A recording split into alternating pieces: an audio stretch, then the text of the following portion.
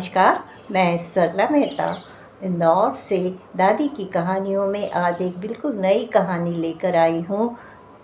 पत्नियाँ अक्सर अपने मन की बात पतियों से कह नहीं पाती, तो इसी संदर्भ में मैंने एक छोटी सी कहानी लिखी है जो कह नहीं पाई।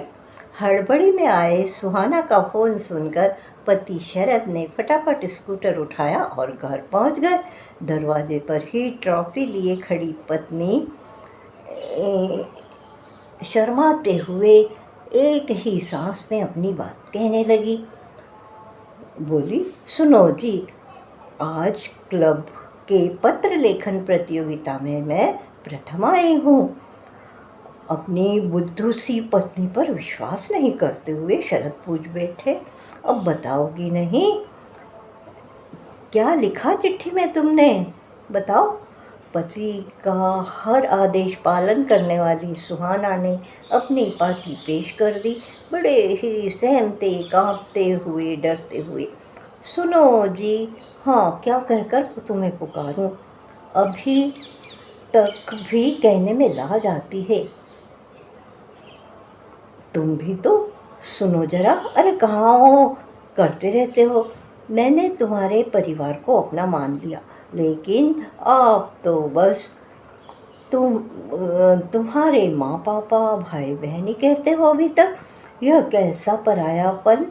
आज तक मैं अपने मन की सारी बातें लिखूंगी आज तो, जो अभी तक कभी कह नहीं पाई। आप मेरे लिए महंगी लखलख साड़ियाँ और भारी भारी जेवर लाकर मुझ पर लाद ही देते हो। किसी शोरूम की बुद्धि बना देते हो मुझे हल्की फुल्की शिफॉन की साड़ियाँ और मोतियों के सादे से गहने पसंद है। बहुत गाढ़ा मेकअप भी मुझे नहीं पसंद बाबा।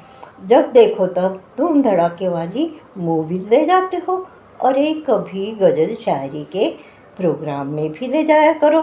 मेरी लिखी प्रेम भरी कविताएं तो तुम कभी सुनते ही नहीं। रोज रोज मसाले वाली सब्जियां तो बस मुझे कभी नहीं भाई।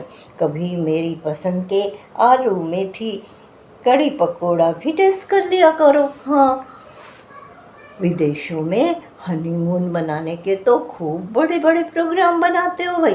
कभी मेरे पीहर के गांव भी चला करो ना। आपको वहाँ कितना सम्मान देते हैं मेरे पूरे के पूरे गांव के लोग। शहरी दामाद जी का बहुत सम्मान करते हैं। चलो, लिखने को तो बहुत है। अब फिर कभी तुम तो सुनते सुनते ही उबासियाँ लेने लगे हो। शरद ने एक सांस में पूरी ही चिट्ठी पढ़ डाली। सुहाना पति के मुखारविंद पर आ रहे भावों को निहारती रही। फिर शरद कुछ गंभीर मुद्रा में सोचते हुए डरी सहमी पत्नी से ट्रॉफी लेते हुए बोले, चलो भाई, आज की शाम तुम्हारे नाम। कौन सी मूवी देखना है बताओ तो जरा, उपहार या जंजीर? लेकिन तुम्हारी गुड्डी जया तो अब बुड्ढियों जैसी सठियाने लगी है। तो सुहाना भी शर्म से लाल हो गई।